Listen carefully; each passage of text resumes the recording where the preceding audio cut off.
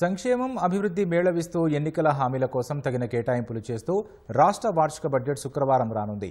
ఉన్న ఆర్థిక పరిమితులు, ఆదాయ అంచనాను పరిగణలోకి తీసుకొని వాస్తవిక బడ్జెట్ ఉంటుందని ప్రభుత్వ వర్గాలు చెబుతున్నాయి.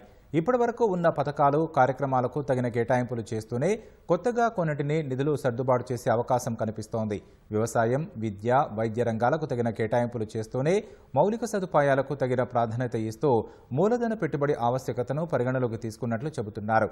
మరోమారు 3 లక్షల కోట్ల మార్కును దాటనున్న రాష్ట్ర వార్షిక బడ్జెట్ 3,20,000 నుంచి 30,000 కోట్ల మధ్యన ఉండే అవకాశం కనిపిస్తోంది. శుక్రవారం ఉదయం సమావేశం కానున్న రాష్ట్ర మంత్రివర్గం బడ్జెట్పై చర్చించి ఆమోదం తెలపనుంది. ముఖ్యమంత్రి రేవంత్ రెడ్డి, డిప్యూటీ సీఎం భట్టి విక్రమార్క అధికారులతో పలు దఫాలు సమావేశమై బడ్జెట్ కసరత్తు పూర్తి చేశారు. ఆయా వర్గాల సంక్షేమంతో పాటు అభివృద్ధి కార్యక్రమాల కోసం సముచితంగా కేటాయింపులు చేయనున్నట్లు తెలుస్తోంది. వివిధ రంగాలకు సర్కార్ ప్రాధాన్యతలకు అనుగుణంగా పద్దులో నిధులు ప్రతిపాదించనున్నారు. కొత్తగా పాఠశాల విద్యార్థులకు అల్పాహార పథకం, ఐటీఐ విద్యార్థులకు ఉపకార వేతనాలు లాంటి వాటికి కేటాయింపులు చేసే అవకాశం ఉంది. హైదరాబాద్లో వివిధ ప్రాజెక్టులు, మూసీ సుందరీకరణ, ఫ్యూచర్ సిటీ సహా ఇతరాలకు నిధులు పొందుపరిచే అవకాశం ఉంది.